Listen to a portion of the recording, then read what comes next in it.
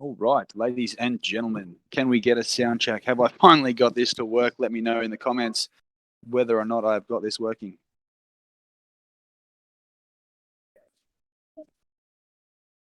Working. Sorry. Sorry, everyone. All right, let's carry on. Let's move on. Welcome today to round one for the day. I believe this is round two, game one of the Las Vegas Nopen. Welcome to Australia here, where we have Erik up against Dineeth from the Normal Blokes.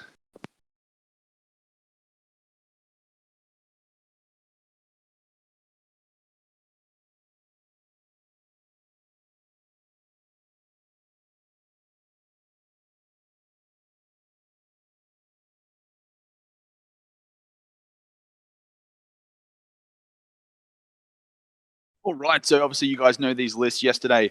They both were the winnings from the Art of War Down Under team. Erik piloted his GKs up against Aaron Green and the Liam Hackett written list of the Orcs. Then we saw Liam Hackett himself piloting this 3 units of 20 possessed bombs army up against Aaron Green and his Orc Tide. These two other victors, we have seen some excellent wins from both these games yesterday. All right, so let's have a bit of a run through these secondaries here before we get underway. We'll start with Erik on the left-hand side. He is taking While We Stand, We Fight. He is taking Domination, and he has taken Raise the Banners. Dineeth, he has taken Vital Ground, the mission-specific secondary. He has taken Domination and Raise the Banners. So this is going to be very interesting to see how we come up here. Domination and Raise the Banners both have been matched by each players. So this is going to be very interesting to see how they go. While We Stand, We Fight. 3 big units here from Erik. We know yesterday a border which is very, very difficult to take from him. He has big 10-man strikes, 10-man purifiers, 10-man paladins. It is not easy at all to chew through those units. Looking at his list, his 3 While We Stand, We Fight should be his paladin unit, should be a strike unit and a unit of purifiers. I'll double check on that, but I'm pretty certain that is the case. No, I'm getting a thumbs up. That is correct here. So obviously yesterday, if you were following along, you saw these big possessed units. They were actually in one turn of combat. Liam Hackett was only able to get half of them into striking range, but they were able to get through in one turn of combat 60 orcs without even working out a sweat. So this is going to be a tight one. Hold on, people, and let's see how we go here. What are we thinking in the chat? Obviously, these lists have been seen by people. They know the ins and outs of it now. Liam Hackett has been running this list down in Adelaide. He became the Australian Masters with it. He came second with it. Let's get some predictions. What does everyone think's going to happen?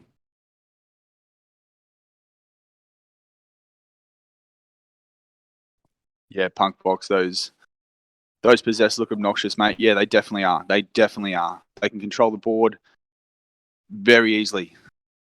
They can sit on multiple objectives. They can absolutely destroy units. There is not much that they can't wipe out.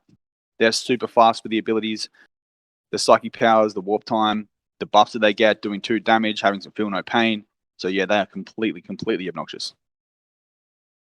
Grizzly Sloan, go the GKs, yes. That's it. Back your faction here, people. Get involved. Get the chat on fire.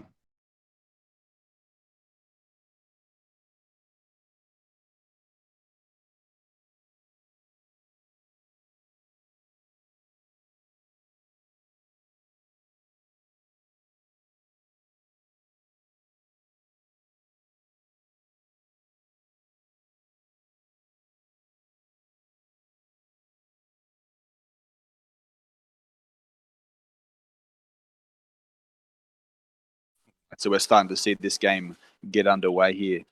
Dineeth has won the role to go first. And he is starting to make inroads on this table here.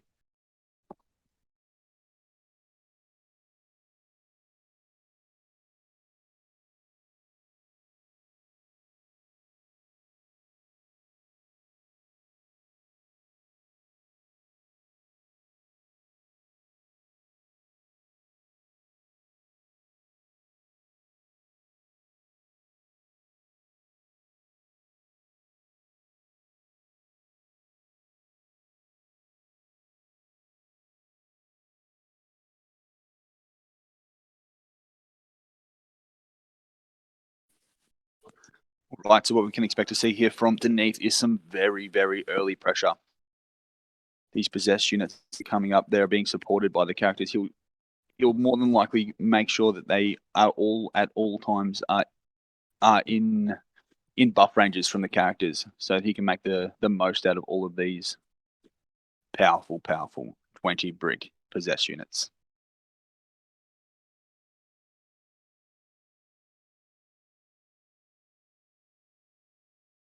Very interesting to see how Erik responds here. Whether he's going to pick one possessed unit and just try and absolutely take as much away from it as he can.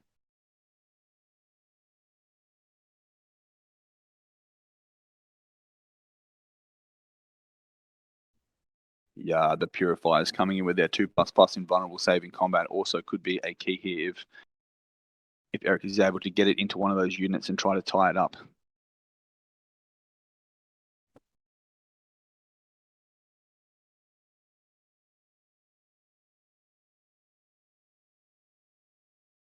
So obviously this is a list that was written and played a lot by by Liam Hackett. So Dineeth, good friend of Liam and fellow normal bloke, is polling it here. So be interesting to see how he plays it. If it's any differently to what we've seen, there does seem to be a little bit of coherency difference here.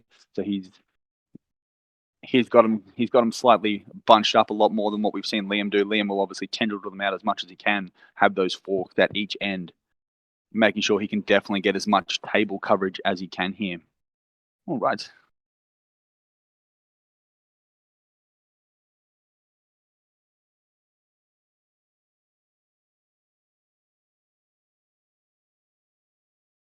All right, so let's have a look. Let's have a bit of a rundown of the deployment of Erik. So the left-hand side, we can see on the bottom of the screen there, just near what is being used as a crater. Above that is 10 strike marines.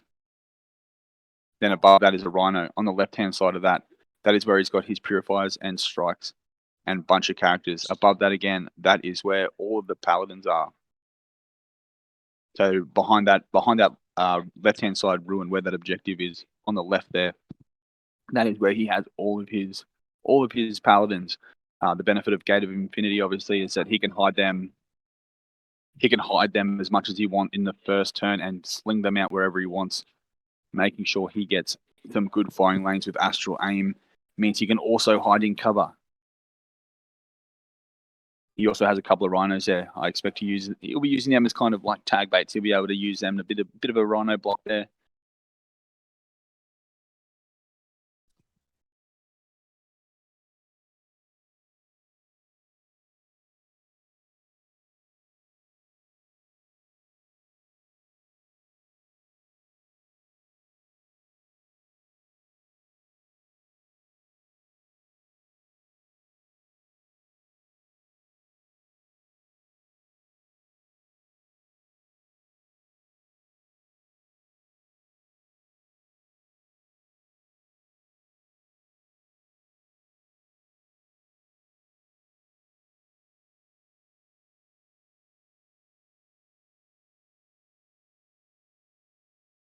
Right, so just looking through, both players have all of their units on the table. There is nothing in reserve here. A little trick that we saw yesterday coming from Erik was that he had his strike knights drop in the middle of Aaron Green's orcs, using his strat that allowed him to get within 3 inches and was able to basically pull apart Aaron's army from the middle. That tactic will not work here due to the ability for those possessed to be able to spread out and just completely cover the board there.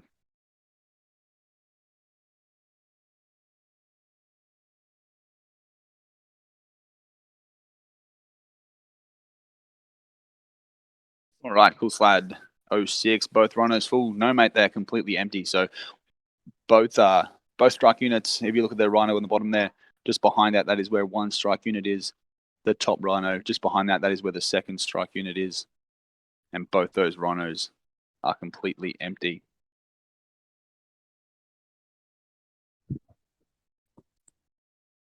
All right, so we are moving into the psychic phase here.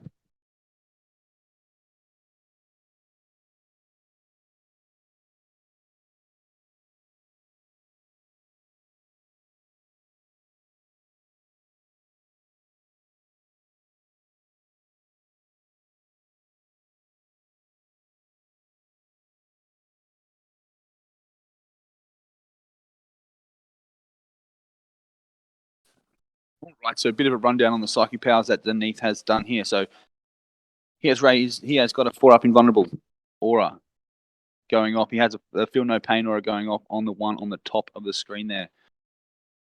Obviously, a bit worried. That must be where he thinks that Erik is going to put those paladins and start working his way around the board from there. Right, so Demigod, the shenanigans and move blocking the GKs can utilize with Rhinos is awesome. Yeah, definitely is. That definitely is one of the keys to the thing. Rhinos are pretty underestimated, their ability to just block objectives. That is definitely something that Erik is very well versed at and capable of doing. That along with Astral Aim and Gate of Infinity. Firstly, you'll see with this terrain that we have here, there's lots of obscuring terrain. The both L's on the top and middle of the top middle there where that objective, the bottom middle where that objective is, both of those are obscuring. So lots of places there to hide a big 10-man unit of paladins, which we saw yesterday is that Erik was able to position them so that they could never be seen during the game. And it wasn't actually until turn 4, turn 5 when he brought them out to play. And majority of armies, once they've been decimated by this GK shooting, cannot actually deal. They do not have the tools left to be able to deal with all those wounds, all those 2-ups, saves, all those high and vulnerable saves and toughness from those paladins.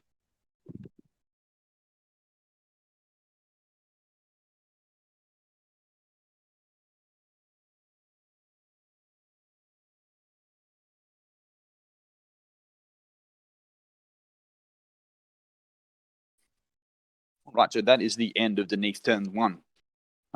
Very thank you to Best Coast pairings. Without them, we wouldn't be able to do what we're doing. They are providing us with live score updates as we go on the fly. So if you put your eyes onto the right-hand side of your screen, you will see the scores there. And in his first turn, Dineeth was able to get 3 on Dominate. So it seems like Dineeth is going for very early points as fast as he can, trying to rack up as many points as he can early.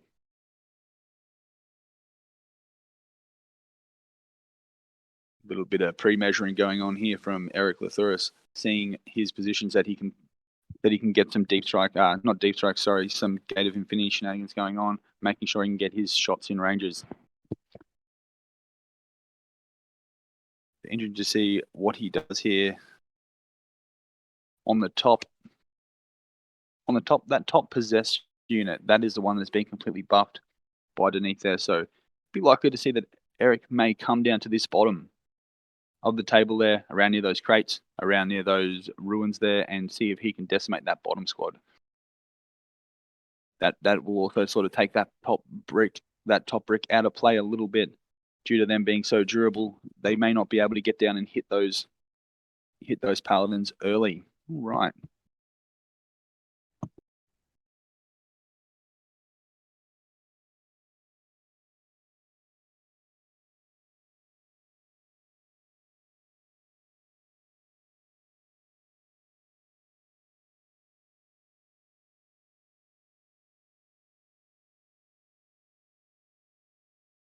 Pizza Guardian. Yeah, my terrain is being used. Mate, are you the one that made this terrain, are you?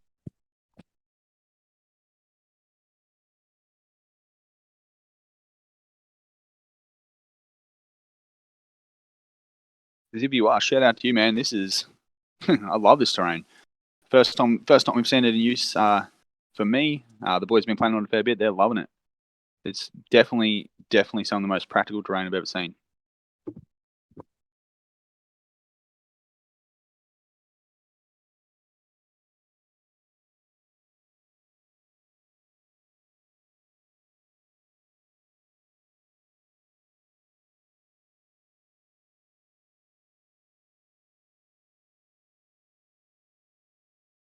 All right, just continuing on in the movement phase here for Erik.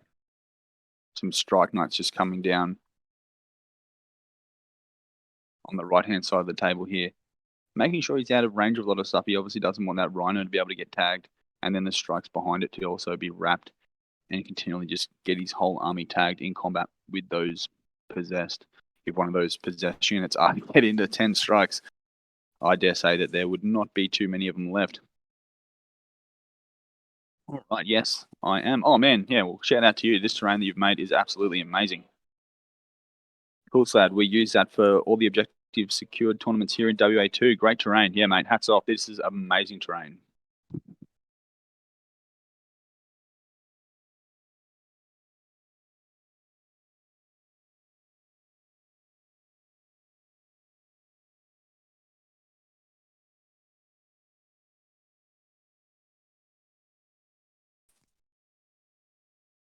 Right, be interesting to see here, due to the buffs put on that unit on the top there, whether or not Dineeth has done that so that he knows that Erik will probably ignore that more than likely. So that could help with Dineeth there with a bit of ball control. Maybe he knows that if he's buffed that top one, Erik will shift all the way down to the bottom of the table, trying to stay out of contact with that and sort of dictate terms on the tabletop that way.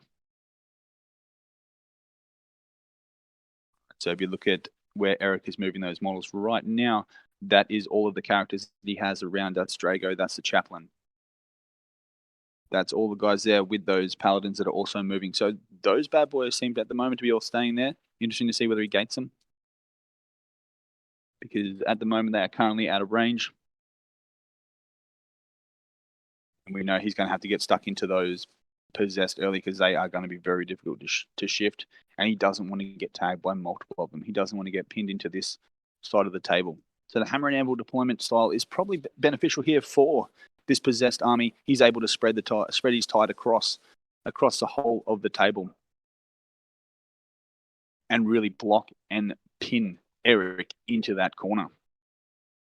All right, Pun Fox, you've asked, can Erik afford to be passive early on in this one? It's very interesting because we know, well, those that follow along the Down Under network, they know that Erik likes to be pretty passive early. He's sort of like lets you go into a little bit of a false sense there and then jump out and make sure late game is when he racks up all of his points. Right, Grizzly Throne. What tide is Erik in? He's in the +1 damage and +1 strength tide. He is telling me.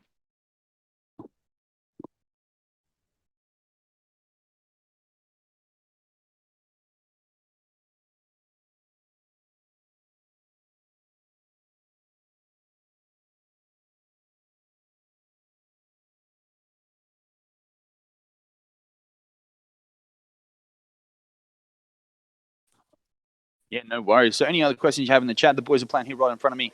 So if there's anything else you want to know about this game, just shout out and I'll ask them as we go.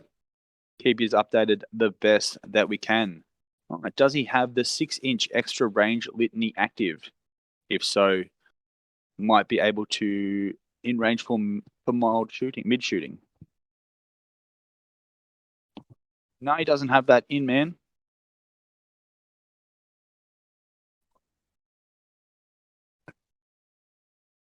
No, he does not have that in. So we are seeing a very, very passive game.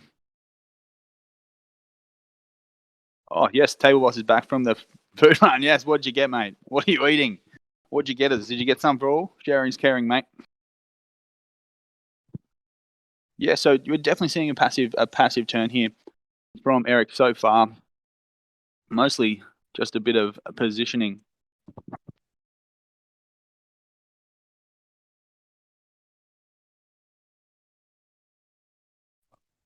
Right, so that is the first gate that we've seen.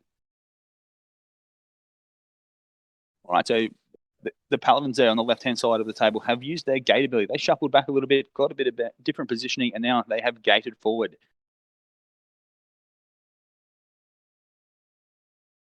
So definitely continuing with his passive gameplay here, not getting too stuck in like we did see him yesterday with those paladins.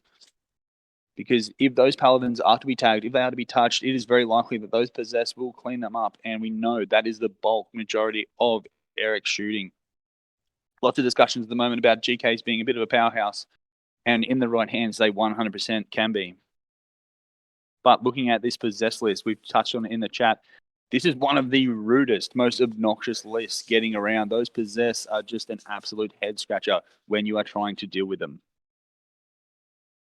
Right, fried chicken wings. Come over to CLT and I'll take you to some great breweries, man. I am in. That sounds good. Wings and beer, that is my jam.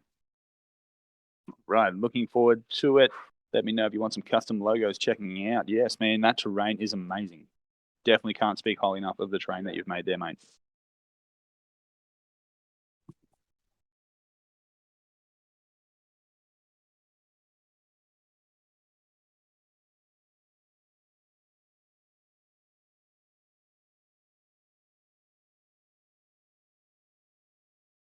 Right, so just being a bit of a continuing in the shooting phase. Sorry, the psychic phase here. Erik is doing some shooting. He's doing some edict here, getting some shots off in the psychic phase.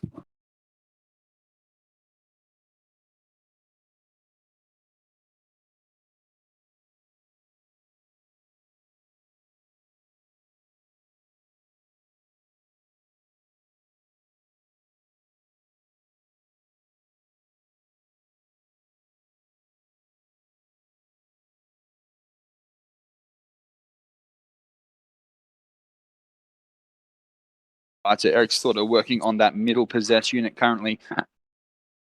Sorry, they're trying to whittle them down as much as he can with his psychic shooting. Okay, Punkbox. Feels like if Dineeth gets much more of a stranglehold on the board control, Erik is going to find it tough. Yeah, it looks like that could be the case here. He's going to have to try and shoot his way out. It looks currently like he's trying to shoot his way through the middle of the table, getting rid of that big unit there.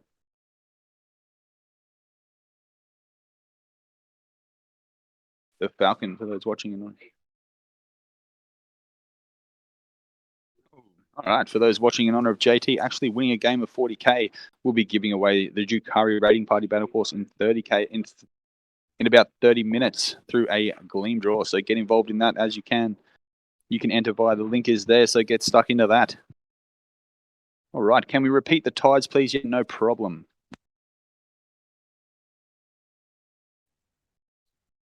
All right, he is in the shooty tide, so +1 strength and damage there. Erik Lathuris is not a man of fluff. He does not know the rule. He does not know the name of any of these tides here.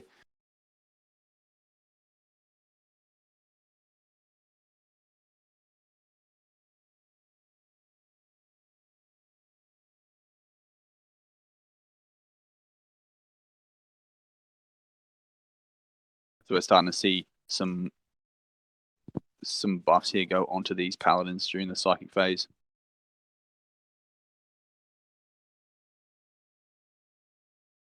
Right, so the armored resilience has gone up onto those paladins.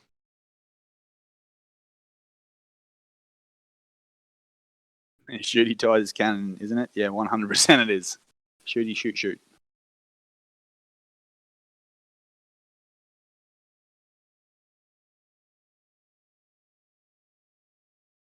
No, not a lot picked up there from shooting, but that was just a bit of a psychic shooting. So we're still yet to see those paladins and the rhinos and the strikes and all that absolutely unleash into the shooting phase.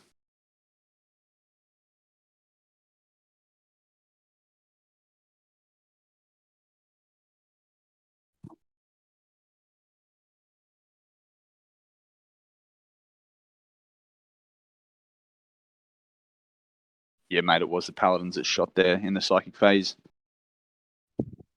Right, so we're still in the psychic phase at the moment. Erik is making some decisions here on what powers to cast here.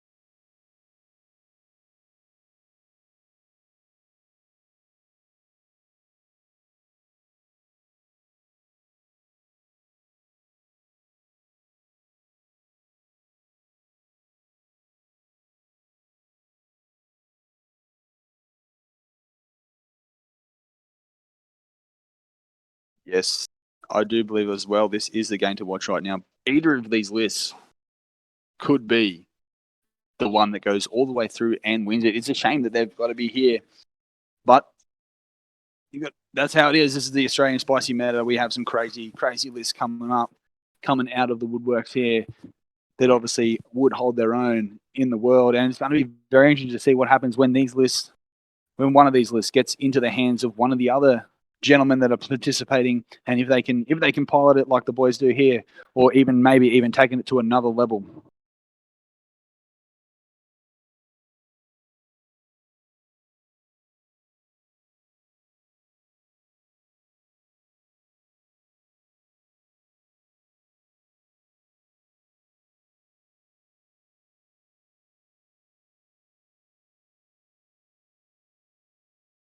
Right, so we are moving into the shooting phase here for Erik and the Grey Knights.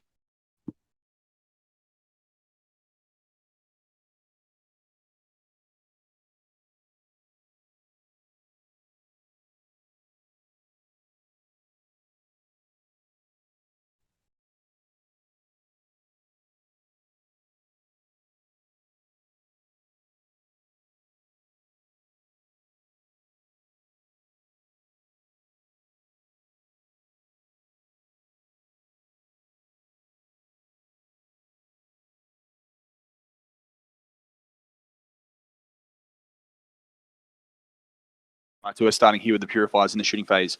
40 Stormbolters coming out of them into the bottom unit of Possessed. Those ones that are sitting on that objective there.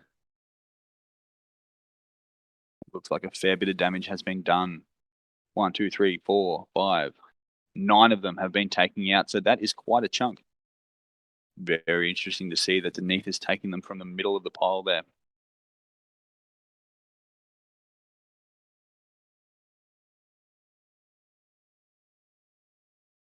Yeah. Oh, okay, no, my bad. So actually that is a bunch of cultists that are sitting on the front there on that objective. So he's actually taking them from the front, making sure that they still remain in buff range there. So that is some hefty damage coming out of that Purifier unit there. Definitely opening up a big chunk of the board. So maybe Erik has been able to play a bit cat-like at the start of the game and just whittle around some of these tendrils. We are seeing a lot of these Possessed already been removed from the table.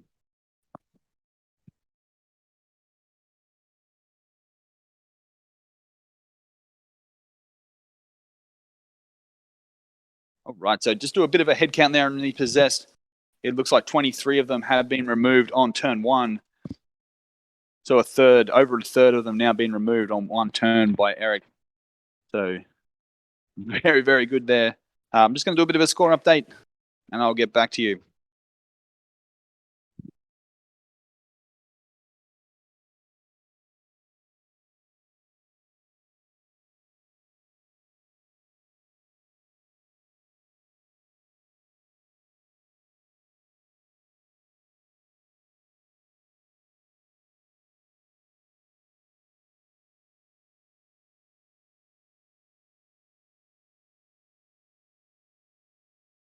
Right. Well, thank you very much to BCP for being able to give us live score updates. Looking at them now, after both players have finished their turn 1, Erik Lathuris is currently on 0, up against Dineeth, who is on 4 for Vital Ground, 3 for Domination, and 1 banner has been raised, giving him a total of 8. So, after one turn, this Possessed unit, these Possessed, 23 of them, of 60 are now down. The bottom of the table has been opened up. The middle of the table has been opened up. And it looks like Erik is making inroads here. Dineeth obviously knows that he's going to have to score high and score early as much as he can, as many points as he can. If he's losing a third of his units and doing no damage out at the start of the game, it's looking very likely that Erik will be able to pick apart these Possessed.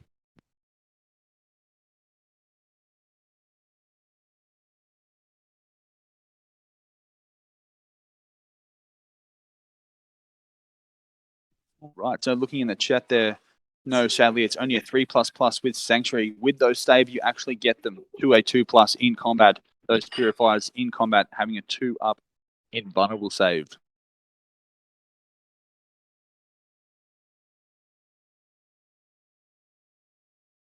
All right, so going into the top of turn 2 here for Dineeth, starting to get that Possessed unit on the top of the table, coming in, making sure that they are still a threat, making sure he is keeping Erik honest at all times, because he does not want Erik starting to spread her out and take over the whole table here.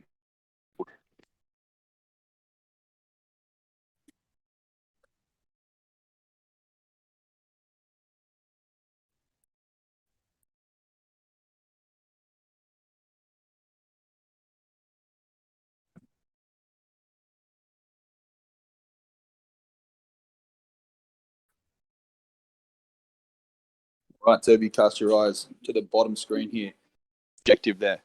Dineeth currently has 10 cultists sitting on that. And he has some more possessed units that are coming. So sorry, there's 20 cultists sitting on that objective there on the bottom of the table. And the remainder of that possessed unit is coming in to sit on that object unit.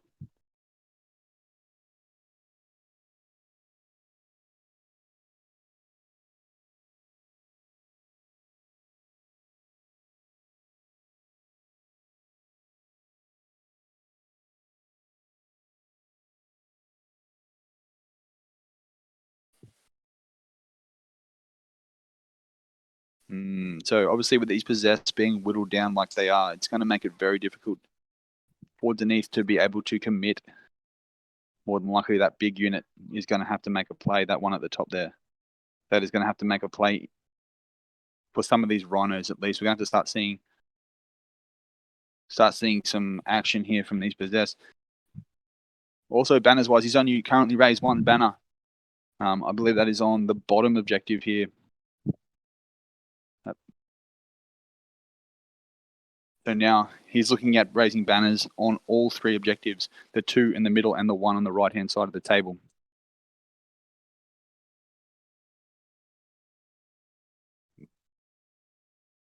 Meaning Erik is going to have to counter that. He's going to have to get out of his little left-hand side of the table. He's basically had the majority of his models sitting on the board edge currently, but we do know the damage that he puts out. We have seen him pick up those 23 possessed in one turn, something that no one else really has been able to do currently to Liam Hackett's list.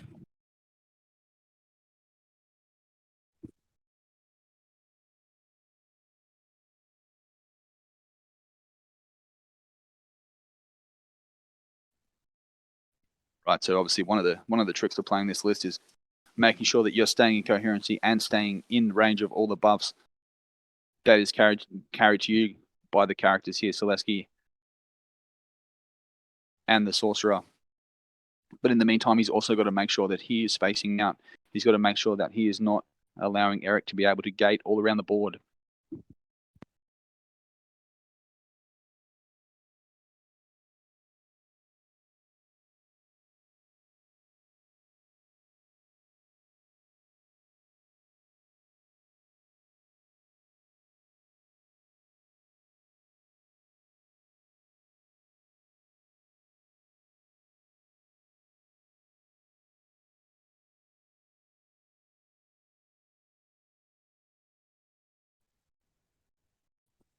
All right, lots of precise measuring and movements here from Dineeth.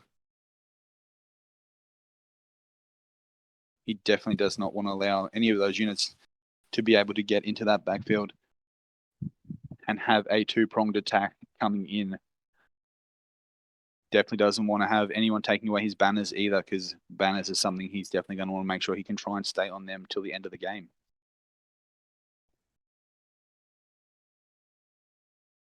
So obviously something we've seen when we've seen Dineeth playing this, we saw it yesterday. He's able to be aggressive. He's able to push around the board and completely dictate what he wants to get done. But just looking at that turn one shooting from Erik, Dineeth is not able to do that up against this powerful GK shooting list.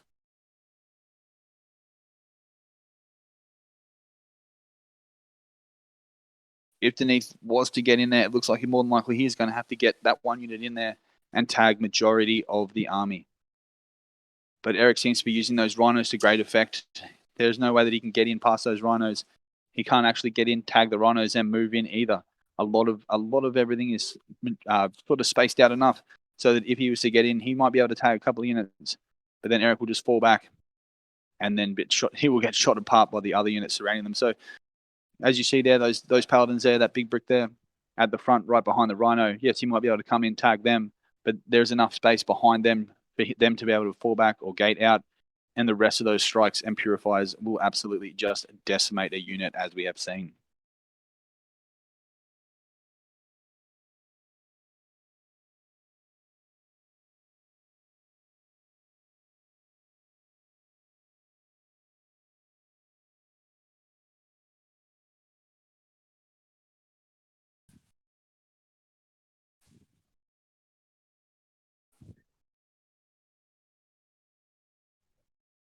Right, moving into the psychic phase now.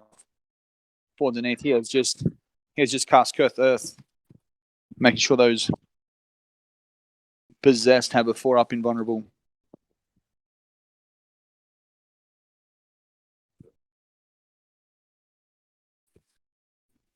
All right, he's also got Agonies off, and now he's just got Warp Time off. So this possessed unit is coming up and getting into some action. This is what we wanted to see. Some possessed punching on.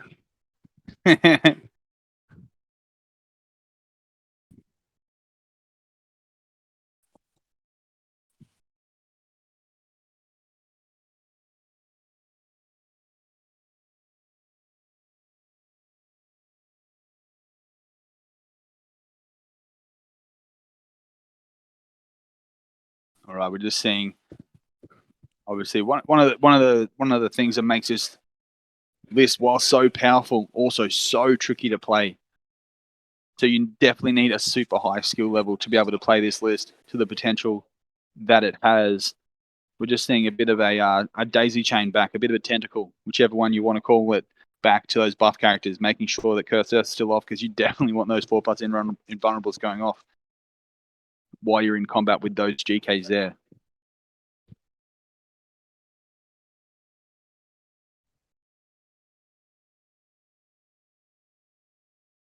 All right, so Celeste Agonies have just gone off as well. Banners, every single banner has been raised on the right, middle and right-hand side of the table there. For Dineeth, he now has those 3 banners up.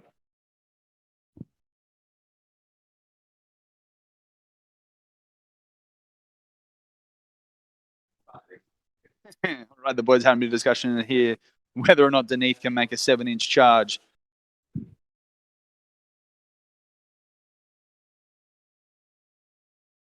It looks like Dineeth is trying to get into these strikes here. Is that right? Yep. So those ones where the Rhino is, they're sitting just in front of. We have a 7-inch charge to those strikes right behind that Rhino. That is where Dineeth is trying to get those possessed into.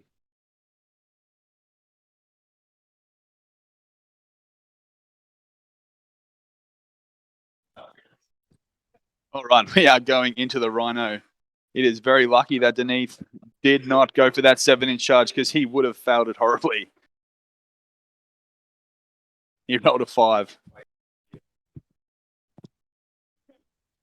And he got a 6 with a reroll had he attempted it as well. So we are now seeing the combat phase. He's getting stuck into that Rhino. Good positioning by Erik Lathouris.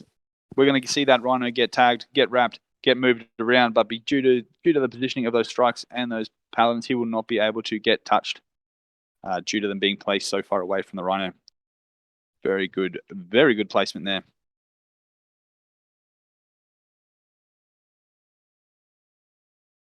All right, as we've been going with our coverage, we've been doing a bit of overs and unders on what models get destroyed or don't get destroyed once we get into the combat phase. I would say that Rhino is 100% going to be destroyed.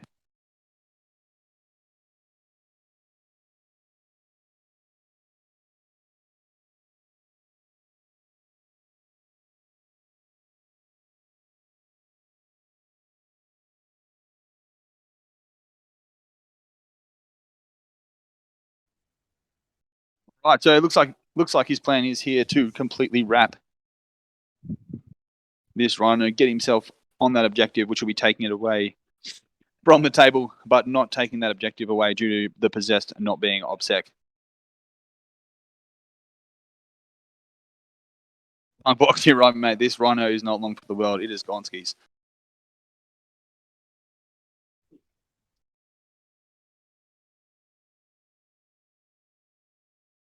Spitfire, yeah, he definitely wanted to survive here.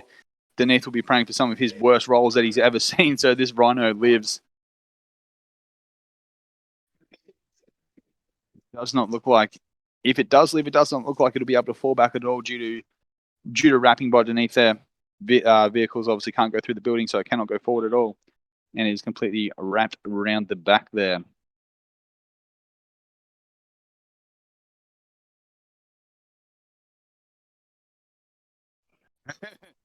Dineeth has rolled super high, probably the highest damage rolls that he's ever rolled. He has wounded as much as he can. And that rhino has been destroyed. There goes the rhino. Dineeth obviously tried very hard not to kill it. He tried to fail as hard as he could. But he is a man of success. Nothing can stop the success of Dineeth as he comes in here and destroys that rhino.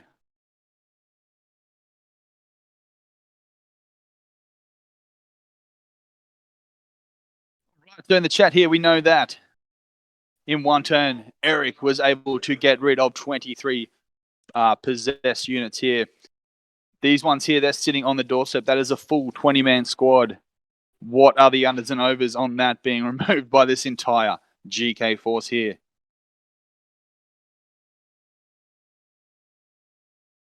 Once again, as we go along, I have both boys here, Erik and Dineeth, with me in front of me. If there's any questions you want asked about these armies or the game as we go, feel free to shout them out and we'll get that information to you.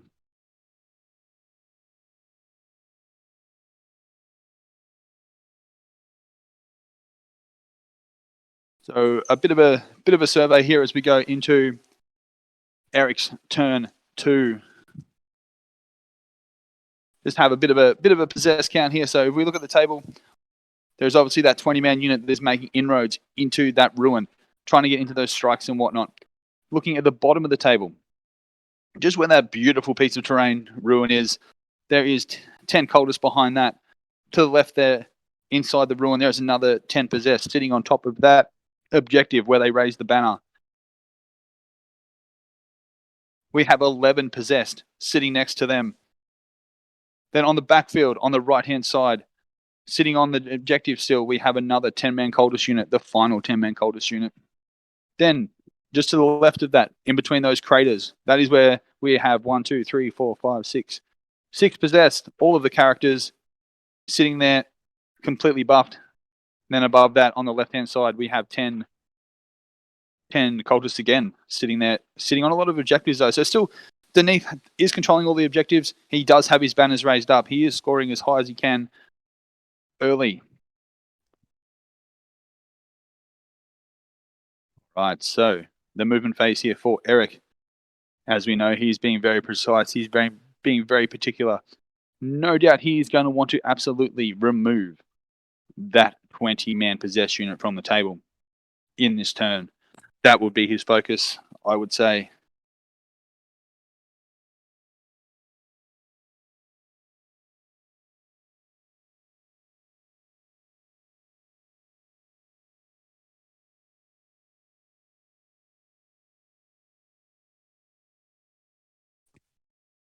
Right, so just looking at the table here, we're seeing on the left-hand side, you just saw it then be moved, that rhino positioned as a bit of a block there, so that if the possessed do want to come around that building, they're going to have to deal with that rhino first.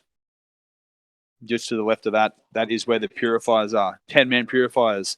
Above those 10 purifiers, that is where the 10 paladins sit. Both those units are able to see the possessed. The purifiers can see them down the bottom there because they can see around the ruin. The paladins themselves, they are sitting on the ruin so they can see through and shoot through to those purifiers.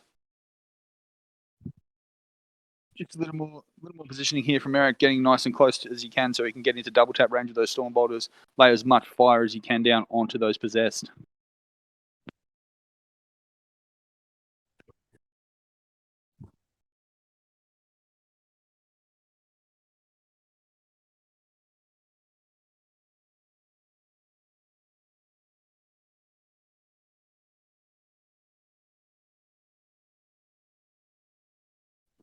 So that +1 damage tide is definitely coming into effect here with the shooting on those 2 wound possessed models. Really helping to chew through them very efficiently.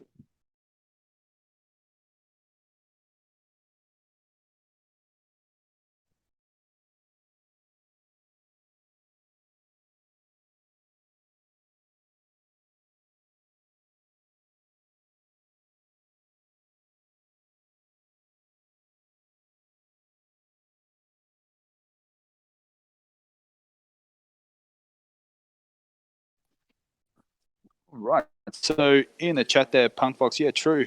Who would you say has a good matchup against this GK list? Erik believes that Mark Perry's list with the 3 keepers, that would be the list that would give him the biggest matchup in this tournament here. Very interesting to see that GK specifically made to kill demons would have demons as their biggest threat matchup.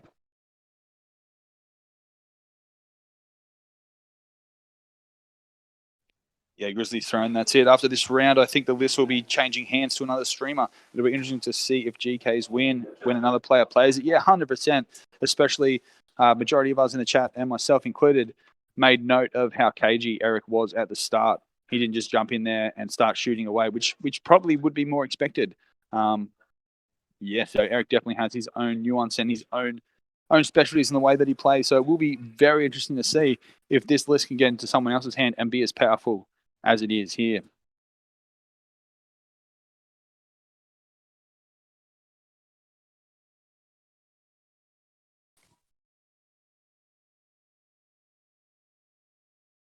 All right, so a few smites going off here.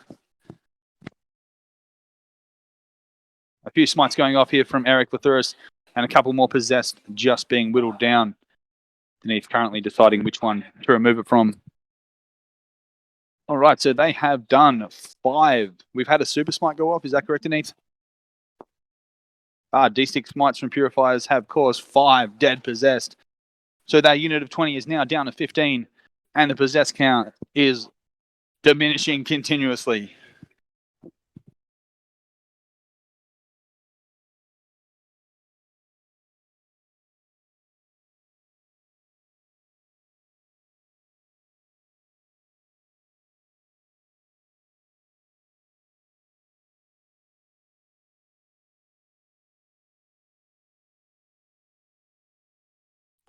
Right, so on the Paladins, we have -1 to wound and +1 invulnerable save cast on the Paladins. That has gone off. So we have continued to see the buff of these Paladins. As tough and durable as they are. They are the linchpin here. They are the key to the shooting and combat that comes out here through Erik's army. So he wants to keep them buffed just in case he is not able to get those possessed units down. So Astral Aim has just gone off. That has been put on the purifiers on the bottom left-hand side that are sitting behind the Paladins there.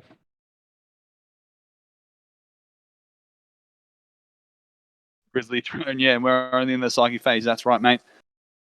That is right. So I'm very interested to see what happens at the end here, whether or not this now 15 brick of possessed are able to survive this horrendous amount of shooting that these GKs can put out. So hopefully whoever's going to get either of these lists in their hands right now, watching this and taking notes from both of these masters of this list.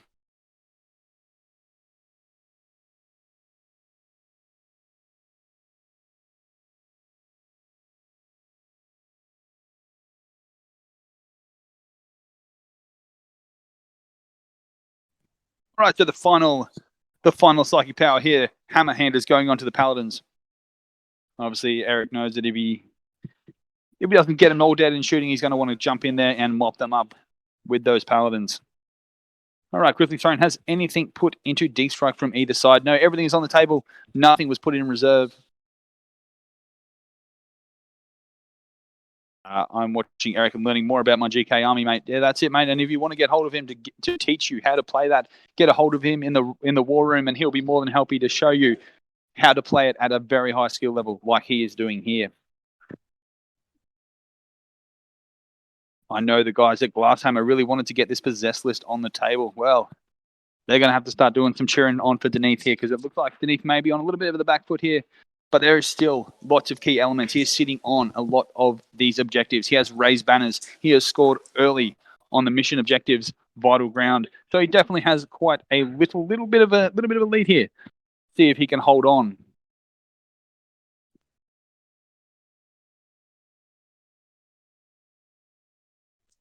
All right, so we are seeing the purifiers now as we go into the shooting phase on the bottom left-hand side next to those craters, shooting in to the possessed.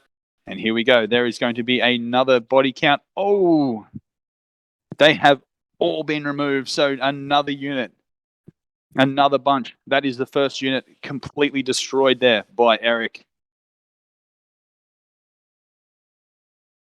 Astral Aim definitely proving that is one of the amazing powers, especially on this great terrain that we are using here. The obscured terrain that is providing great fire lanes, great use of the astral aim there, being able to hide out of line of sight completely and just shoot into buildings, shoot into obscured units there.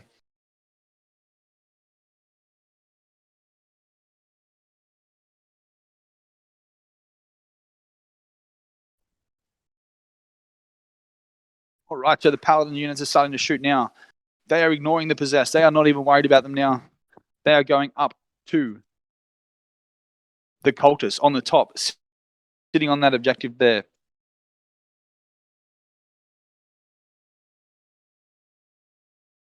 And no surprise to me, and probably to everyone else at home, if they are able to get rid of as many possessed as they are in one round of shooting, they have gotten rid of those 10 cultists as well. Definitely, Erik's plan there is to take some of the primary away. All right, so obviously it looks like he has a bit of a split fire going on with those paladins, and another possessed model has been taken. All right, hold on, people. This is where it's going to get interesting. He is starting to get some strikes, and the remainder of those shooting units into those possessed that we've got sitting on the left-hand side of the table.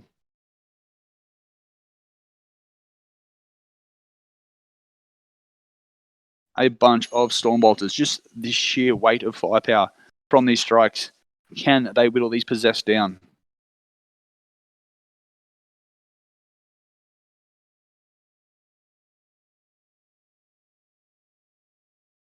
Right, so Dineeth is pulling out some great feel no pain saves here, trying to keep them alive, trying to do everything that he can.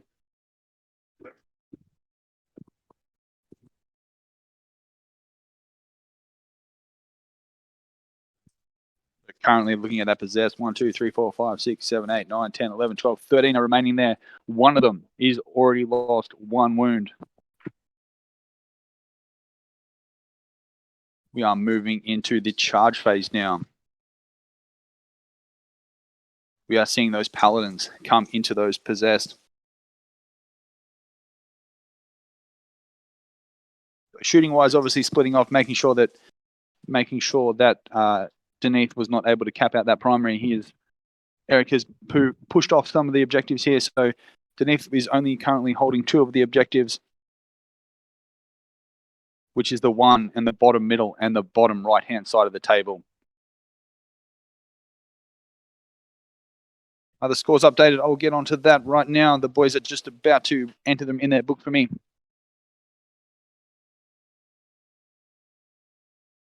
Right, so what do we have here score-wise? Bear with me and I will get onto that.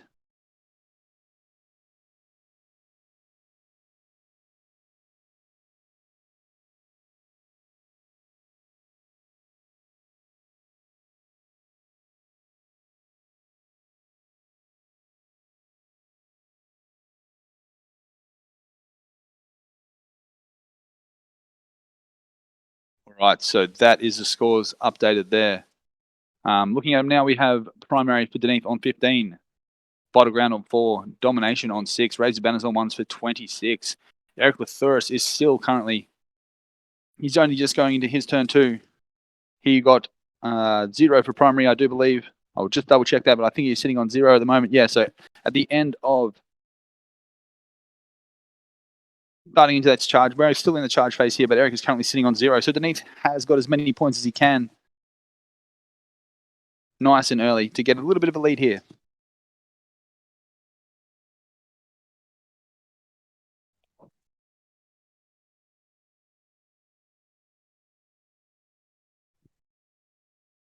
Continuing on with the charge phase, now we have this 13-man possessed unit completely surrounded by GKs.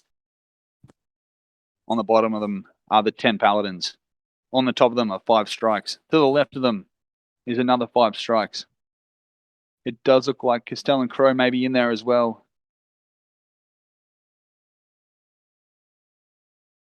So this is going to be some big swinging GKs here.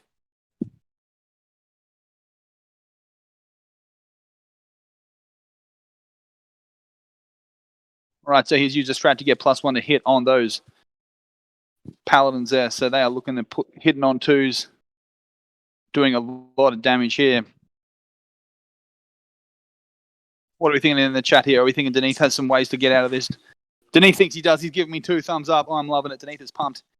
He's got some sly tricks. He thinks he's got this in the bag here. No, he's shaking his head now. He's reneging on that there. He's reneging. He doesn't think he's got it in the bag. But he is confident, and that's what we like to see, people playing with confidence.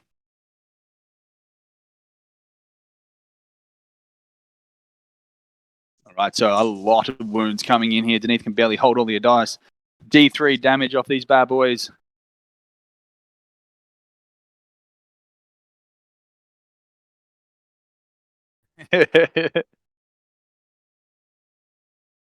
All right, so Demigod 777. How is Liam feeling about seeing his babies massacred? I'll ask the boys in the room. What do you boys reckon? How do you reckon Liam's feeling right now about watching his list get destroyed? Balduck believes he's probably laying in the bottom of the shower just washing himself, unhappy with what's going on here. He's probably wishing he was here in charge of this list. He's probably like, why are you doing this? This is what we should be doing. Gothic Buck, probably what PJ is feeling. Yes, very likely, very likely. But Dineeth is holding his own. He's doing everything he can here, doing the normal blokes very proud, and Liam's list proud as well. Obviously, it's a very rude list, but there's a lot of counters for it in this GK. It has the ability to pick it apart, like we've seen. Those possess aren't a massive deal. And we're about to see the wash up here from combat. So a lot of those, the whole unit. So 13 of those possessed on the top left-hand side have now been mopped up. Erik is making light work of these rude, obnoxious possessed here.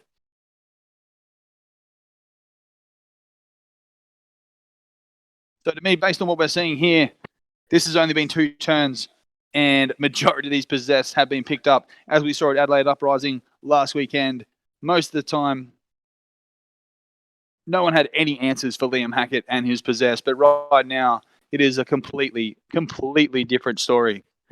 Erik has sacrificed all of his early game scoring for absolute killing power, and it is paying off right now.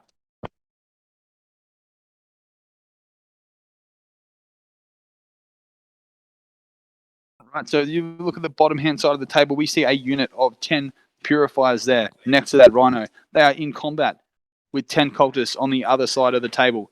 This could definitely end badly for Dineeth here, pushing him back to only holding 1 objective.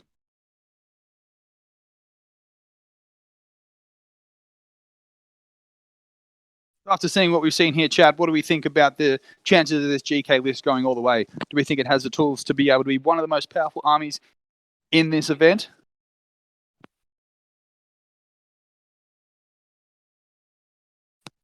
Also, for all GK players out there, hopefully GW aren't watching this because it could be a fact that they get nerfed after seeing Erik absolutely decimate through everything.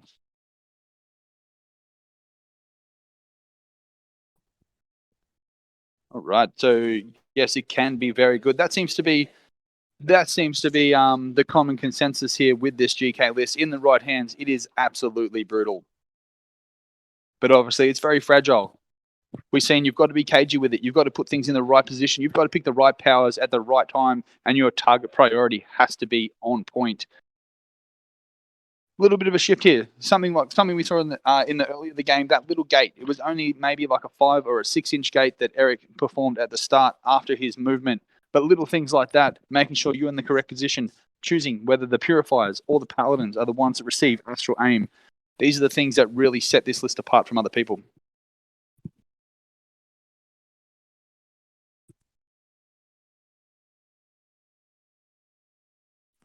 All right, so that is the end of Erik's turn 2. There are not many possessed left here. He was actually unable to kill all those cultists on the middle of the table there. So Dineeth has been left with 6 cultists. So going in to the start of Dineeth turn 3, I will get some score updates for you now.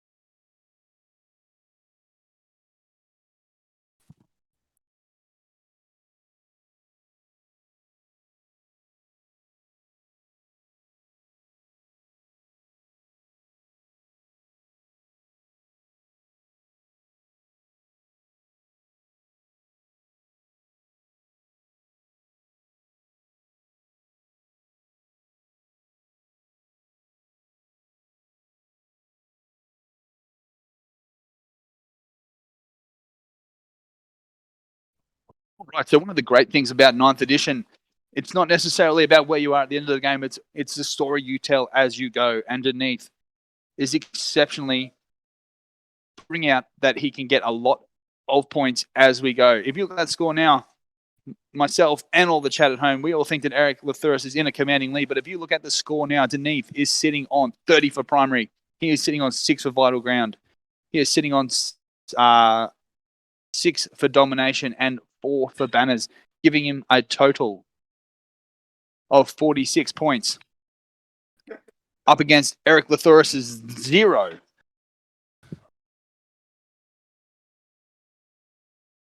So even though Erik has got the commanding board presence, he has all of the tools that he needs still. He has, I don't even think he's dropped a model. Have you dropped a model yet, Erik? He has not dropped a model. He has been unable. Oh, he lost a rhino. Yeah, sorry. So he has been unable to get any points currently. So Dineeth is doing everything he can with this powerful possessed army to keep Erik in a bit of a stranglehold here. So going into turn 3, do we think that Erik, who has majority of his army left, and Dineeth with the dwindled force that he has, can eclipse him on points here? He has 3 turns to get. He is going to have to max out the primary for the remainder of the game to get ahead of Dineeth. The back of the field is still covered with models there for Dineeth. I don't think that Erik will be able to get a unit back there to be able to get a bit of a gate off.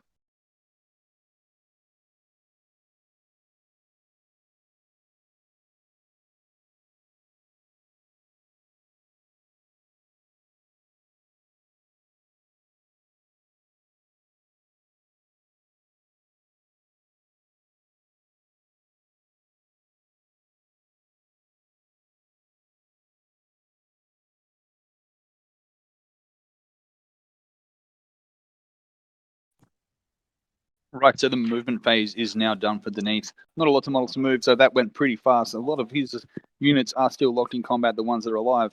The middle brick of characters and that small remaining unit of possessed are currently being buffed by some lucky powers. Some agonies have gone off on those slash characters there.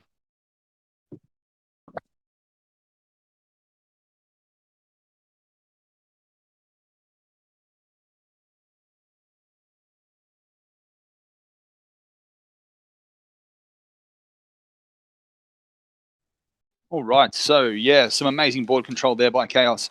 Speaking of which, we've just seen Warp Time be cast and denied by the GKs. So that is quite the big play there. Erik able to stop Warp Time, stop some movement shenanigans coming out of Dineeth's corner. All right, getting a bit of a CP update here. Looks like currently Dineeth is on 2 and Erik is on 1. So he has spent a lot of his resources here to be able to put Dineeth in the corner. And we've seen Dineeth score amazingly well. So why on the table it might not look like it is a super close game, scoreboard-wise is telling a completely different story.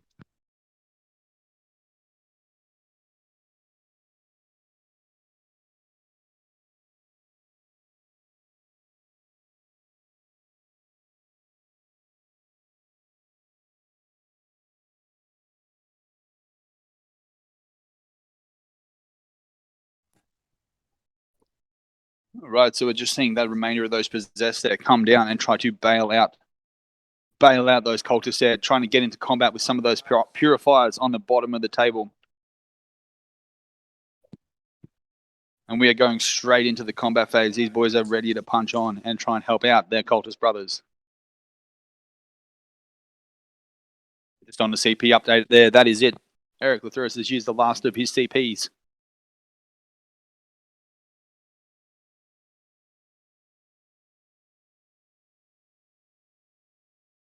You're definitely right there, Punk Box. I said at the start, Erik doesn't apply some pressure.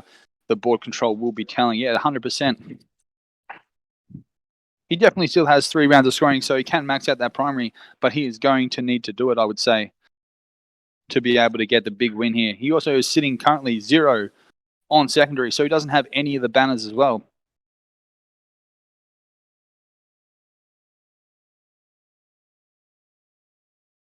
Right, so we've seen 4 purifiers being removed from those possessed at the bottom of the table there.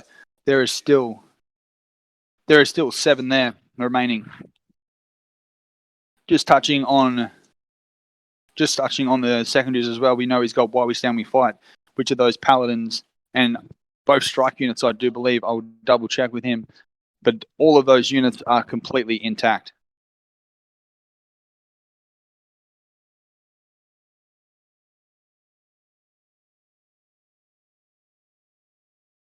Right, so his three Why We Stands are the Purifiers that are out the back, not participating in this combat, the Paladins, and a unit of strikes.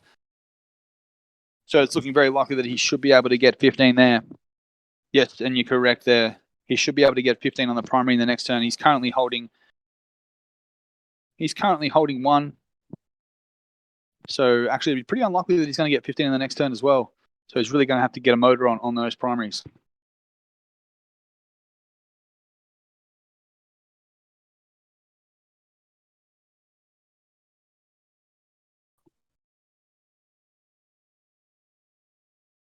Right. Does either side have OBSEC on the objective at that 6 o'clock position? No, I think it's only Selesky that's sitting up there holding that position right now. So that is primed and ready to be taken by Erik.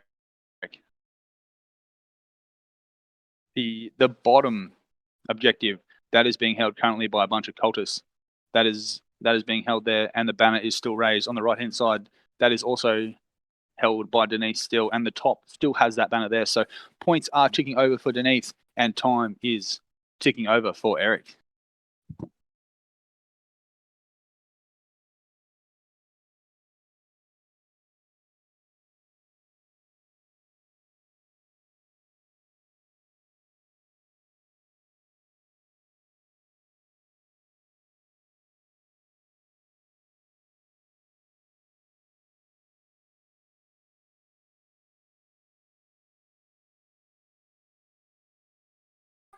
Sorry, per Sanderpants, did Erik score any primary? I'm working on that right now to get those updated scores to you. Boys are just filling them out. It looks like he scored 5 points on turn 3. But he still hasn't scored any secondaries yet. While Dineeth has everything ticking over quite nicely.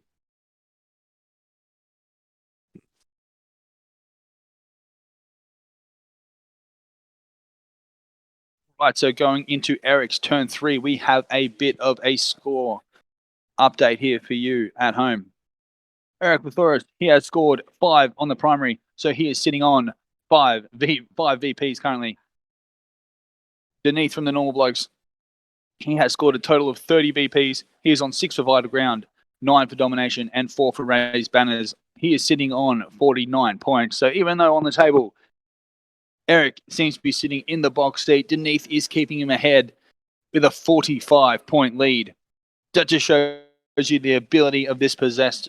Even though he's had to throw them away and they've been killed like they have, he's been able to completely dominate on the scoreboard.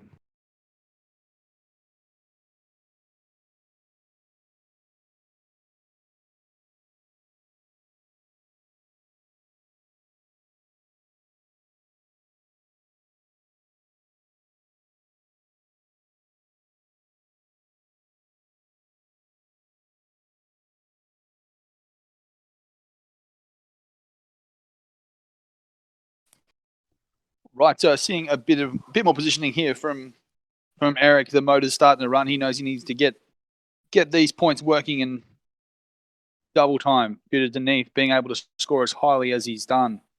And hats off to Dineeth for doing that with the model count that's just been dwindling and dwindling. He's still making sure that he's in a position here to win this game and make sure that Liam gets his list into the next round.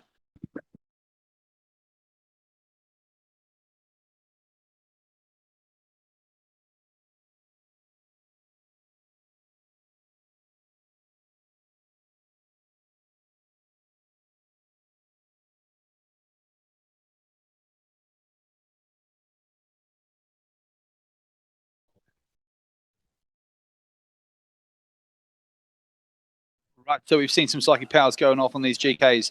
Edict has been cast on the Paladins. Nope. Onto those strikes that are sitting above the Paladins there. They are shooting into Selesky, I believe.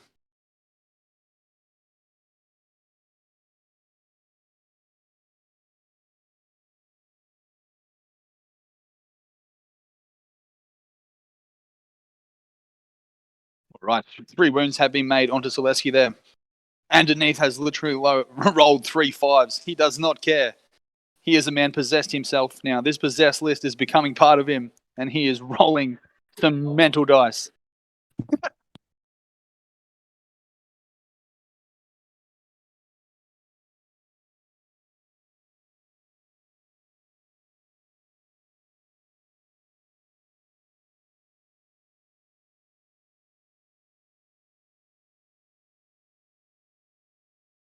All right, so the top left-hand side of the table there, we saw 10 purifiers there.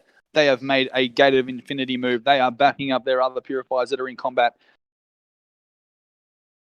with these possessed units here. We've seen a bit of a fallback there from Erik. So the purifiers that were in combat, they have fallen back, allowing this next reinforcement of purifiers to come in and make some shooting here. No doubt we will see Astral Aim cast on them if it hasn't already been done.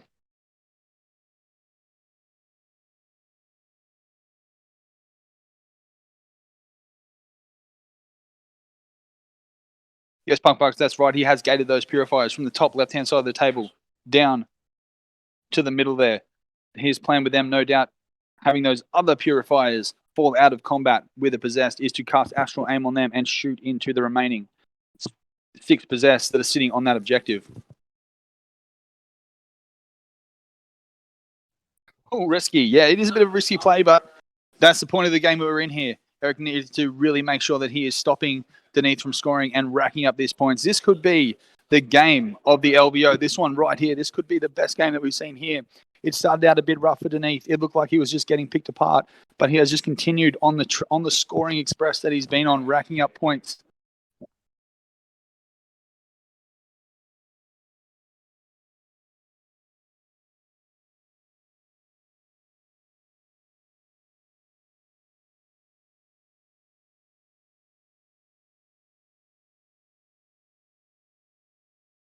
So we've seen the continuation of psychic buffs being put onto these paladins there. They have armored resines cast on them.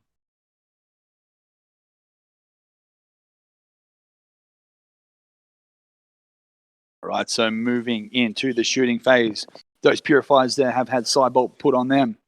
They have Astral Aim put on them as well. Looks like Erik is deciding whether or not he can do some flit fire, whether or not he thinks he can get rid of that 6 possessed and some of the cultists as well. George G, my mate, how's it going, mate? Good to have you in the chat here. Good to see you. How are those 4 damage smites going, Dineeth? I will ask him. He's doing a body roll. He's doing a bit of a shimmy. I don't think he's appreciative of him.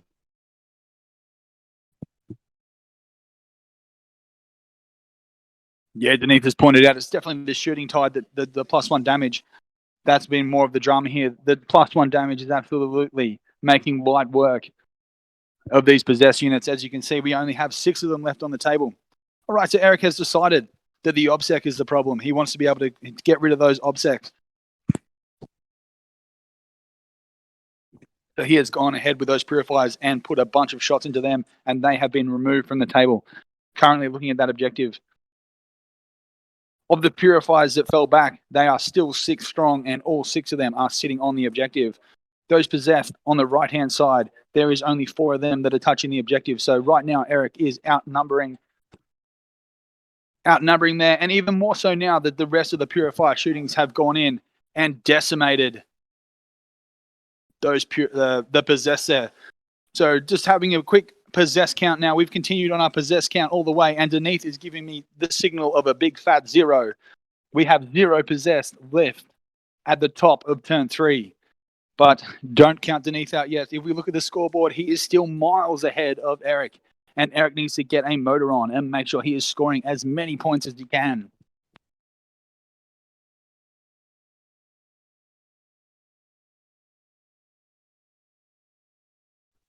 George G, yeah, wow. Goes to show how mastery of the Chaos Space Marine list makes a difference.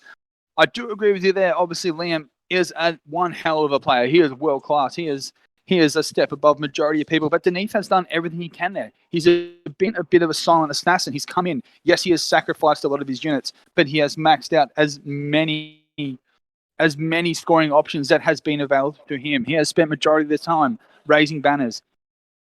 He has spent majority of the time sitting on objectives with those units. Yes, they have been sacrificed, but he knew that. Coming in, astral aim. He can't hide. He can't hide from the Paladins and the Purified shooting. Getting those Paladins shooting up to 2 damage is absolutely critical for Erik. And he was able to just completely mow through them. But that is why we've seen him come in and score as early as he can. All right, so just continuing on that shooting phase, we have seen Celeste pick up those strikes. The Paladins have all put some shooting into there, and she has been completely removed. That is the end of Erik's turn 3, and I will work on getting a score update for you right now. G, you've got there that the G at the possessed absolutely destroy the Imperium. 100% they do destroy the Imperium when they can get their hands on them. If you weren't here at the start, Erik was playing super cagey. The left-hand side of the board, he was pretty much had everything on that left-hand side out of touch, out of focus for Dineeth. So Dineeth had to sort of commit a bit early and was unable to do that when he got turn 1. And Erik was able to sort of pick apart and just destroy one of the possessed sort of units at a time, really dwindling them down.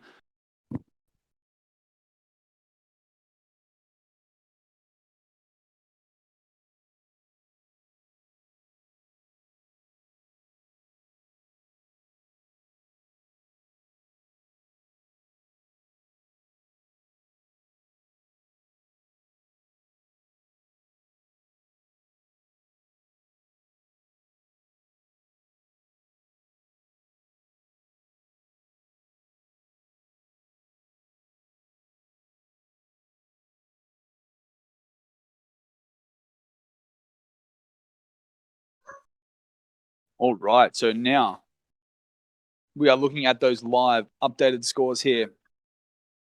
After 3 turns, Erik Lathuris, he is sitting on 5 for the primary. He is sitting on 3 for domination, bringing him to a total of 8 points. Dineeth, he is sitting on 35 for the primary, 6 for vital ground, 9 for domination, 5 for raise the banners. He is sitting on 55 points to 8. So that is a commanding lead there by Dineeth coming into turn 4.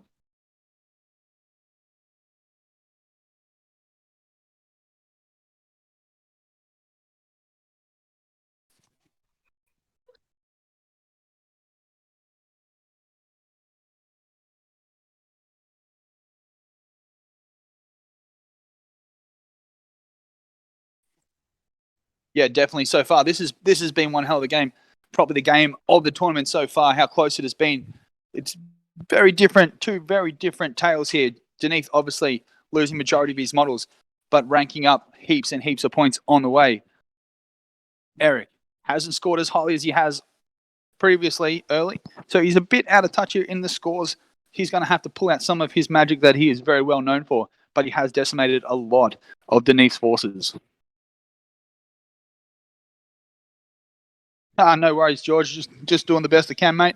The actually coming live from my lounge room today. All the boys, we had a bit of a day of gaming last night. Everyone's getting stuck into. We've had games non stop. It's been good. I was able to get some custodes out myself. Have a good game with Dineeth up against his Death Watch, so that was a great time.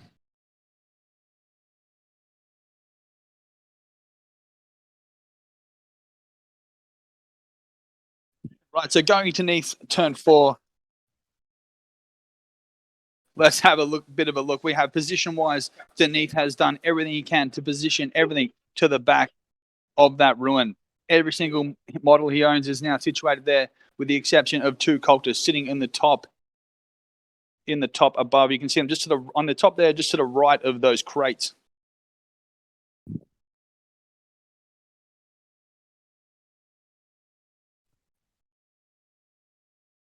All right, so for the second time in a row, we have seen Dineeth try to cast Warp Time, and the power of the GK Psychic Hood has completely nullified that, and he has stopped.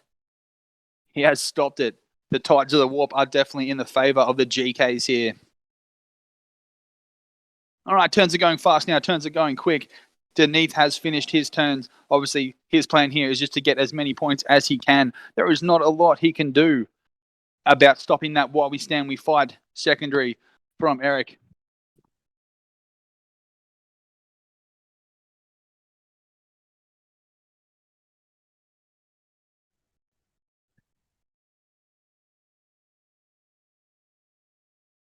Right, so going into Erik's turn 4, we are 100% gonna have to see some scoring motoring on.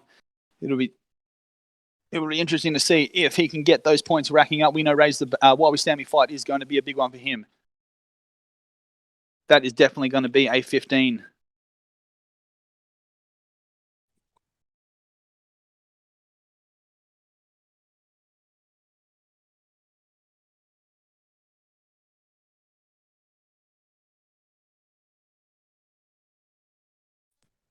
Right, so with the end of that turn 4 there, Dineeth was unable to actually score any points there. So that is a... Oh yeah, sorry, for the 5 primary. Yeah, sorry there, Dineeth. He definitely got the 5 primary. So Erik is being able to sort of dwindle the bleed of points that has been coming through.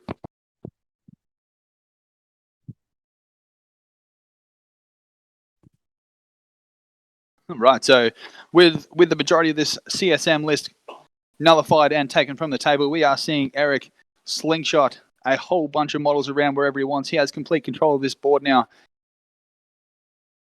We need to see him try and rack up as many points as we can if he wants this list to continue on in this tournament. So a bunch of purifiers now, a 10-man strong. One of his while we stand, we fight units have been slingshot into the top right using Gate of Infinity, making sure he can get some shots onto those cultists and characters that remain.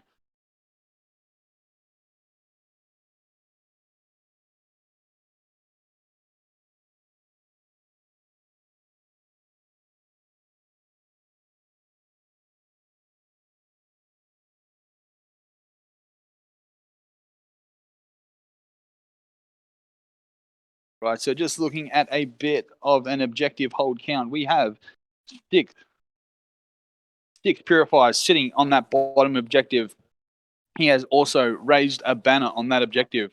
On the back left-hand side, he has a bunch of strikes and characters holding that objective. He has also raised banners there.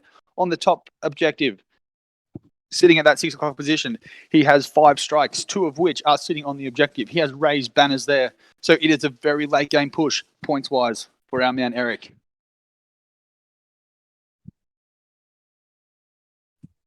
Obsec-wise, on the right-hand side for Dineeth, for the CSM, for this Liam Hackett written list, we have a bunch of cultists surrounded by a bunch of characters there.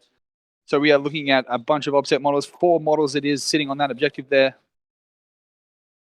But they are slowly being whittled down here. So a bunch of side cannons are coming in. This is coming from those paladins there. They are shooting into those cultists. We currently only have 1 cultist remaining there. So this is completely in mop-up territory now for Erik. Whether or not he can rack up the points is the thing as he dwindles away these players, these remaining units.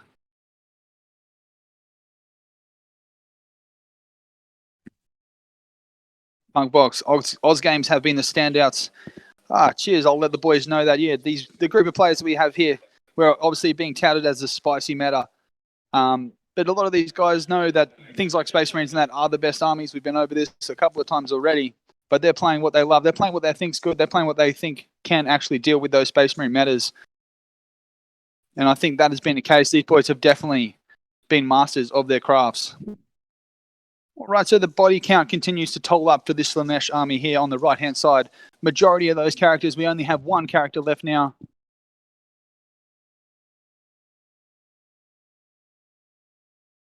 Okay, so Celestia is the last remaining unit here for this demon army with those 2 cultists. So she was brought back with that demon strat. She was brought back to life, raised again, only to see the rest of her friends around her be absolutely torn apart.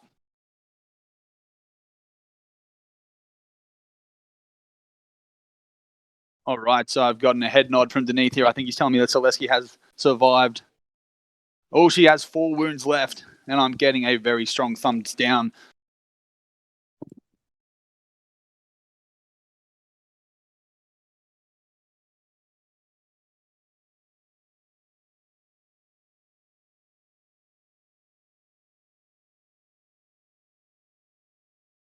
Right, so let's have a look at the chat there with Tim C. That's something you notice watching all these events over the last month. Podcasts internationally are still talking about Marines so much, but in Oz, we see everything but Marines at the top.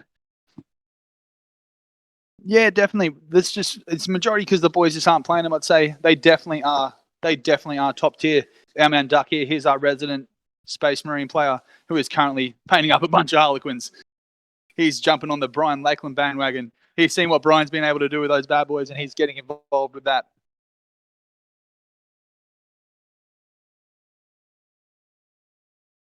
All right, so just continuing on with the coverage of this game as we wrap it up into control territory for Erik. Those paladins are continuing to move forward. He's spacing out to be on as many as objectives as he possibly can. Right, so he's also taken that banner away from Dineeth. So those paladins have moved up.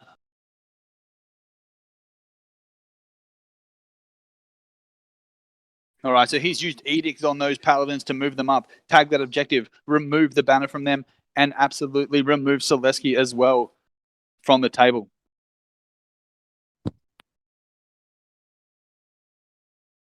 So it looks like right now it's two lone cultists sitting next to those crates there, just holding hands, cowering in fear, hoping that those GKs never see them there so that they can live to spread their message of Slaanesh.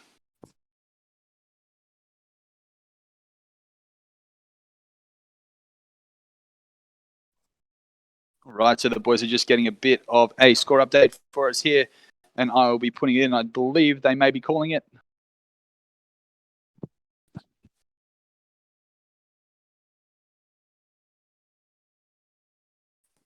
So just having a bit of a discussion here to see who will get the last of the scores. So I'll be hold on. Sweet. So I'll be able to update them for you live. Thank you very much to Best Coast Pairing to be able to provide us with that technology, so that you at home can see that as if you are here with us playing our games.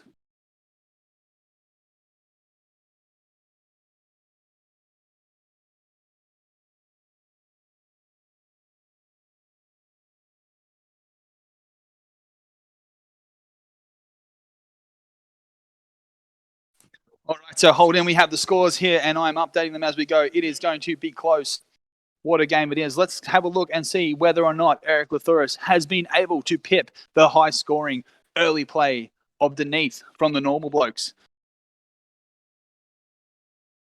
So we saw Erik come along strong at the end. We know that's when he likes to score big and do everything that he can. All right, Liam, if you are watching this at home, how are you feeling right now, mate? Are you nervous? Obviously, you want this list that you love and created to come through and give yourself some big scores. All right, so score-wise, you should be seeing it come up on your screen right now. Erik Lathuris, he has got a 0, a 5, a 15, and a 15. So 4 primary points. He is sitting on a total of 35. Dineeth is sitting on a total of 40.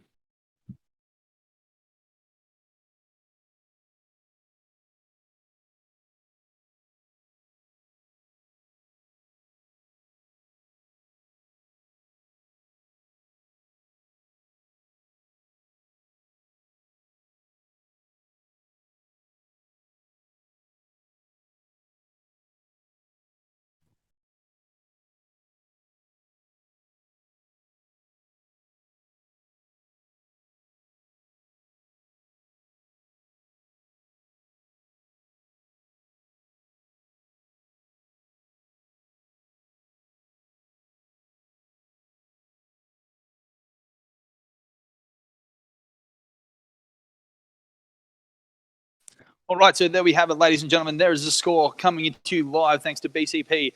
Erik has able to get that final push on late, and he has managed to get a 67 to 61 point, 6-point VP swing in that last 2 turns. What a game we've seen there. What a game. What a masterclass from both players. Obviously, this is not Dineeth's list, but he has played it exceptionally well to go toe-to-toe and pull everything he can out of it points-wise and make Erik really work for it. We've seen Erik in the past just absolutely dominate people. He was not able to do that here, and Dineeth has. exceptionally well. But the class of Erik, the world class skill of Erik Lathoris has pulled ahead at the end, and really the cream has risen to the top. All right, chat, while we're here, I'll be able to grab Erik on and he can have a chat to you guys. If you have any questions for him, just feel free to ask away. Punk Fox, no shade on Dineeth. Of course not, mate. He has played exceptionally well. What a game that was. What a game. So just hold with me there. I'll grab Erik Lathoris. If you have any questions for him, feel free to fire away in the chat here.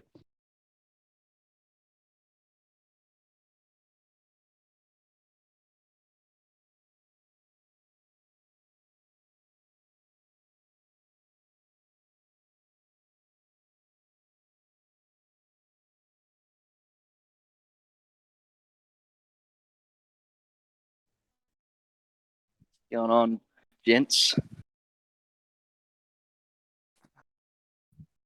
Yeah, thanks, guys. Pretty sick game. Dineeth played really well. It's pretty fun, man. Oh, mate, Big Crow did nothing again. What a man. What an absolute man.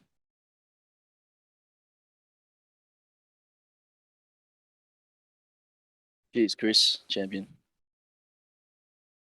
Yeah, it's hard, man. Playing against that possessed list and hammer and anvil makes it pretty difficult. Like you kind of just got to let it score its points early, and then you gotta have the tools to be able to get out of your deployment zone and really swing the game back towards the end. You can't afford to come forward and compete with it early. It's just not going to work. In hindsight, I probably should have taken assassinate over grind them down. Assassinate instead of domination or banners would have been better. But yeah, he just runs out of steam. If you got the tools to kill those units, it just runs out of steam a bit too quick.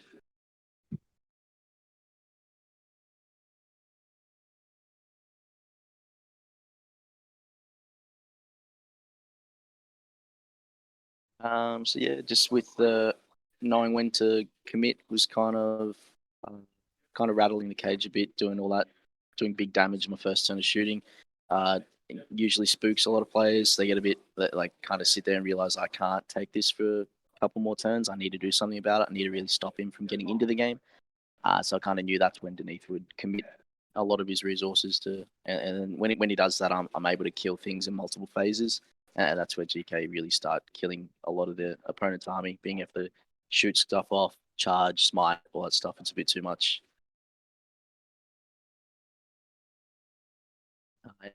Just with the purifiers over the pergs, man, it's purely resilience. Like the 1 CP strat for a 4-up invo, going to a 3-up with the stave and 2-up sanctuary. It's pretty hard to pass that up over the extra. Like the pergs don't actually give you anything. If you wanted those heavy weapons, you can still run them in the 10-man purifiers. You can still take 4 specials. So it's actually the pergs don't really offer you anything extra.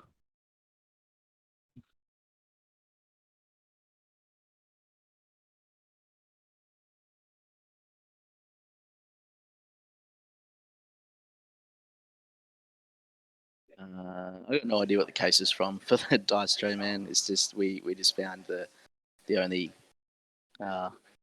thing suitable in the house to use, so we just grab that.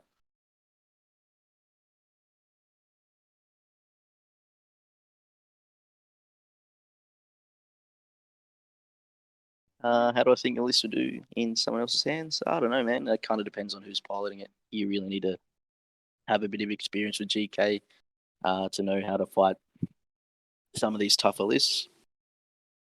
It's certainly not as simple as line your stuff up, cast astral aim, and shoot. Your target priority needs to be perfect. You need to know what units need to be gone that are going to cause you headaches in the late game.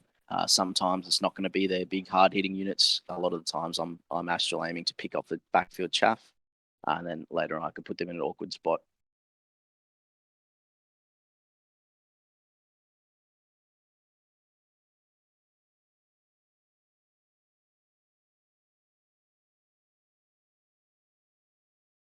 Yeah, look, I hope the list goes all the way, but I got no idea. I don't know who's going to be playing my list, so it really all depends.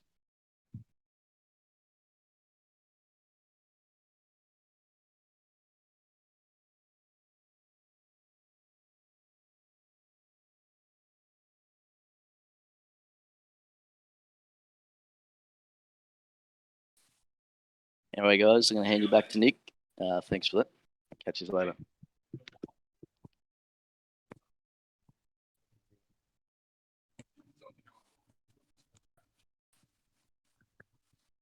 Hey guys, Dineeth here. Oh, thanks for watching. Hope you guys enjoyed it. Any questions, let me know. But yeah, definitely going into that game, I couldn't sit back. Definitely couldn't sit back. Like Erik turn one, even though I was trying to hide, killed 23 pallies. It's 23, not 23 pallies, 23 possessed. So if I sit there and do nothing all game, my possessed just die. So turn one, kind of tried to move up, get my domination, get my secondaries, and I thought I could use a little units of cultists and demonettes to also tag those objectives. So even if Erik fully commits to a possess, there might be some little units there to flick a banner up next turn. That worked really well for the first couple of turns. Turn 2, turn 3, I was happy with my primary score and my secondaries. And then turn 2, I was like, okay, well, if this goes normally, and Erik actually pushes out, I lose the game. So I thought, hey, let's push forward. Let's get into Erik's zone, take his banner off, and put him on 0 primary. So that worked pretty well. But obviously Erik played a great game. He pulled out all the tricks with the GK, and I'm sure you guys saw it and Nick commented on it. But yeah, it's a great game. I still think the possessed list is pretty solid from Liam, and I think I'm really keen to see other people try and pilot it actually in other parts of the world, not in this event, but in the future. But yeah, thanks guys. I'll pass it back to Nick, and yeah, if you watched us, you can hear us on the Normal Blokes 40K podcast. So hit us up, and yeah, thanks Nick. I'll pass it back to you.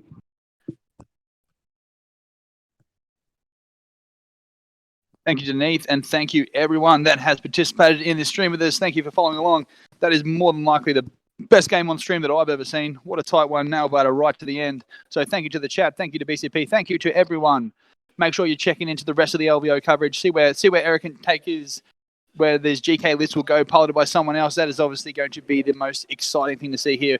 Once it gets in the hands of someone else, whether or not they can pilot as well, or even better, maybe they can do even better than Erik is able to do here. So that will be interesting to see. All right, thank you very much for everyone, and we will catch you later.